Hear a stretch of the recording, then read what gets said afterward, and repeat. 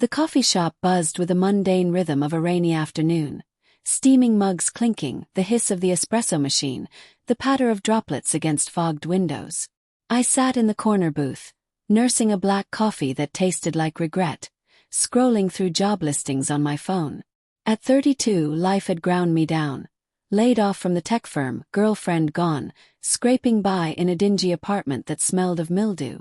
Then he appeared, a disheveled man in his 60s, raincoat dripping, eyes widening as he locked onto my face. He froze mid-stride, mug slipping from his hand to shatter on the tile floor, hot liquid splashing like blood. Tears streamed down his weathered cheeks, his body shaking as he whispered, "No, it can't be. You're his spitting image." Shock jolted through me, fury rising at this intrusion into my solitude. "What the hell?" I snapped, but he collapsed into the seat opposite, sobbing openly, drawing stares. "Your grandfather. He ruined me. And now, seeing you, God, the guilt." His words hung like a noose, pulling me into an abyss I never knew existed. Heartbreak clawed at my chest. Grandpa, the man I'd idolized, dead 5 years, now tainted by this stranger's tears. His name was Harold Voss, and as the rain intensified, drumming against the glass like accusatory fingers, he unraveled a tale that shredded my world. We moved to a quieter table, the wooden surface sticky with spilled sugar, the air thick with the aroma of burnt toast. "Your grandpa, Elias Thorne. He was my business partner in the 80s, Harold began, voice trembling, hands wringing a napkin into shreds. "We built Thorne Voss Electronics from nothing. But he betrayed me. Stole the patents, framed me for embezzlement. I lost everything, my company, my family, my freedom." His eyes, red-rimmed and haunted, bored into mine. Denial surged first. Grandpa, the kindly old man who'd taught me to fish by the misty lake, spinning yarns of hard work and honor. Impossible. But Harold pulled out a faded photo from his wallet, the edges worn soft, 2 young men beaming beside a prototype circuit board. Grandpa's smile, so familiar, now seemed sly, manipulative. "He testified against me," Harold continued, voice cracking. "Said I cooked the books. I did time 3 years. Came out to find my wife gone, kids estranged." Humiliation burned in me, imagining Grandpa's warm hugs masking deceit. "Why tell me now?" I asked, my voice low, suppressed rage bubbling. He leaned in, breath sour with desperation. "I saw your face in the paper, some local article about layoffs. It was like seeing a ghost. I had to confess before it's too late." Walking home through the downpour, streets slick and reflecting neon lights like fractured memories, resentment festered. Grandpa's betrayal wasn't just against Harold. It echoed in my life. The family fortune he'd left, modest but enough for college, a start, now felt blood money. Inner thoughts churned. Was my success built on lies? Doubt crept in. What if Harold was the liar, a bitter has-been? But the photo lingered in my mind, authentic as the ache in my chest. At home, the apartment's bare bulbs cast harsh shadows on peeling wallpaper, the fridge humming mockingly. I rifled through old boxes in the closet, dust motes dancing in the air, unearthing Grandpa's journals. Pages yellowed, ink faded, entries boasting of outsmarting Voss, securing the future for my blood. Heartbreak deepened. He'd known the cost yet chosen greed. Obsession stirred a dark whisper, "Make it right." But guilt shadowed, revenge on a dead man.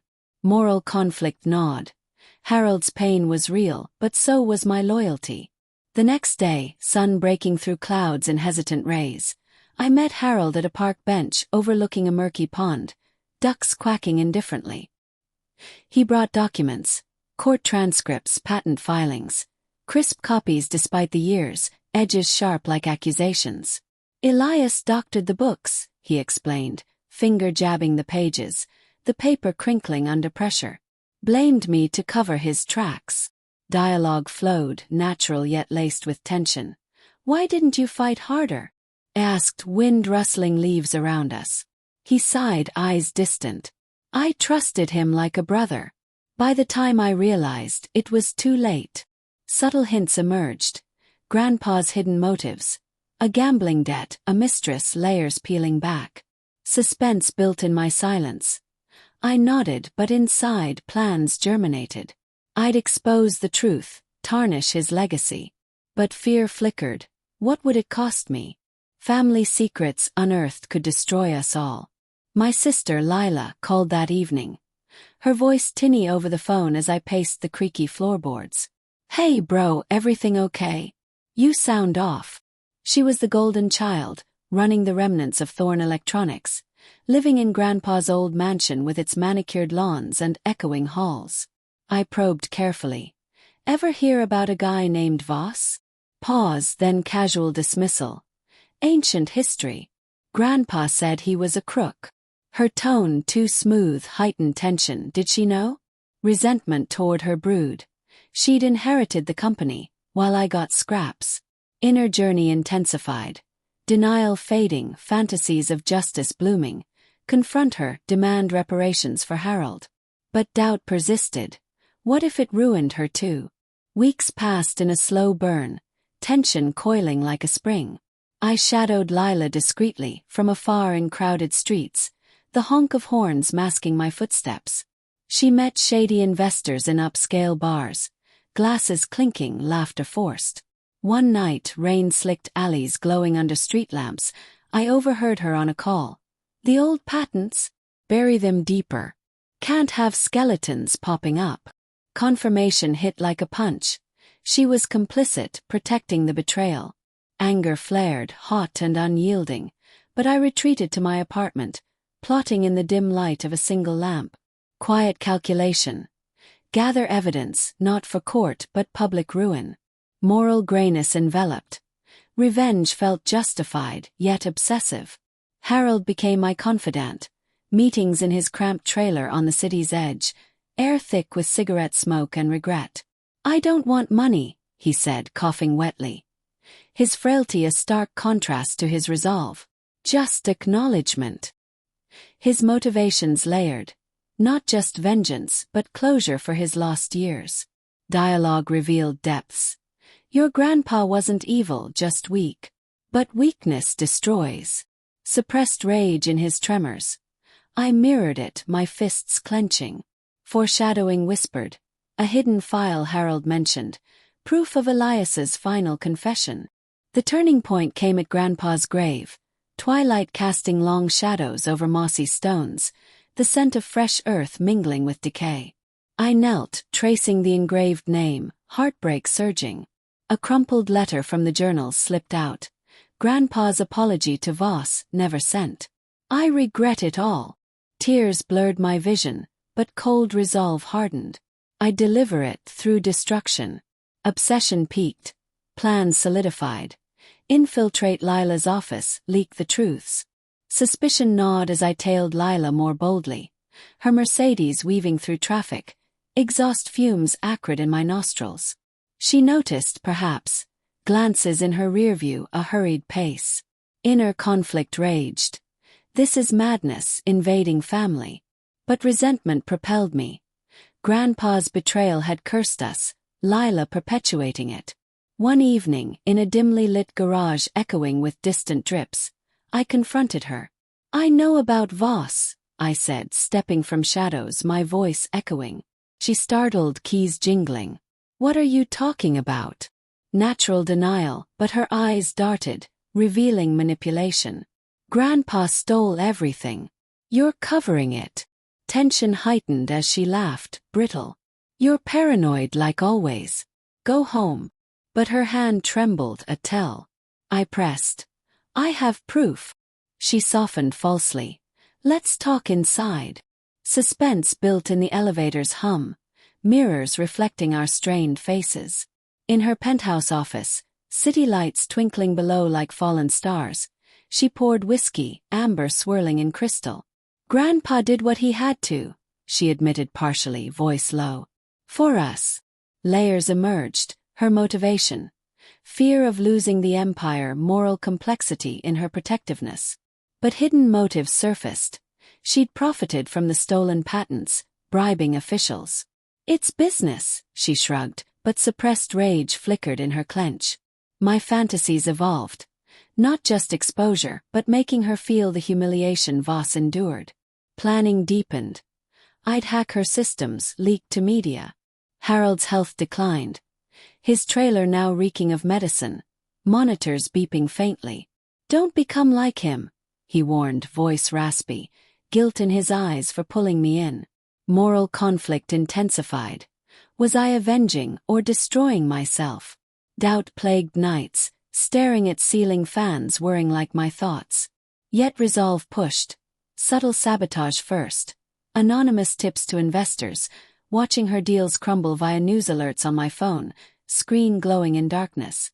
Tension escalated when Lila called, frantic. Someone's leaking info. Is it you? I denied, but her accusation fueled obsession. I broke into her office at midnight. Security cameras looped with a gadget from Harold. The air-conditioned chill raising goosebumps. Drawers yielded files. Grandpa's confession letter, original, stained with age. Heartbreak peaked. I betrayed my friend for ambition. Forgive me. He'd intended to confess but died first. Fury at Lila for hiding it, she knew. The retaliation built gradually. I forged a digital trail, making it seem Lila orchestrated the original fraud. Quiet strategy. Emails planted, timestamps altered in the glow of my laptop. Fear gripped, if caught, prison. But poetic justice beckoned. Climax arrived at a company gala, chandeliers sparkling, champagne fizzing, elite guests in tuxedos murmuring. I attended uninvited, blending in shadows. Lila on stage, speech polished, honoring my grandfather's legacy. I triggered the leak, screens flickering to documents, gasps rippling through the crowd. Her face crumpled, humiliation raw as whispers turned to outrage. She spotted me, eyes blazing. You bastard! In the chaos, we confronted in a side room, velvet curtains muffling shouts. Why? She hissed, tears streaking makeup. Because you let the lie live, I replied, voice cold. Revelations tumbled, her own betrayal. She'd known Grandpa's regret, but buried it for profit. I did it for the family. Moral gray. Her love twisted into greed. But the twist struck like lightning. Harold, arriving unexpectedly, pale and wheezing. Wait, he croaked, pulling a final document. Elias didn't steal alone. I was in on it initially, then backed out. He framed me to silence me. Shock froze me. Harold's tears that first day. Guilt, not just victimhood. He'd manipulated me for revenge on Lila, who he'd discovered was cutting him out of a secret restitution fund Grandpa left. Psychological impact hit. I'd been a pawn in layered betrayals. Lila's empire ruined, but so was my innocence. Unexpected consequences unfolded. Lila disowned me, but in ruin, she confessed publicly, seeking redemption. Harold died weeks later, letter in hand. I wandered, guilt obsessive. Revenge delivered justice, but at what cost? Poetic. Perhaps as I stood by Grandpa's grave again, wind howling, realizing the true betrayal was generational weakness. Life changed forever. Not in triumph, but in hollow resolve to break the cycle.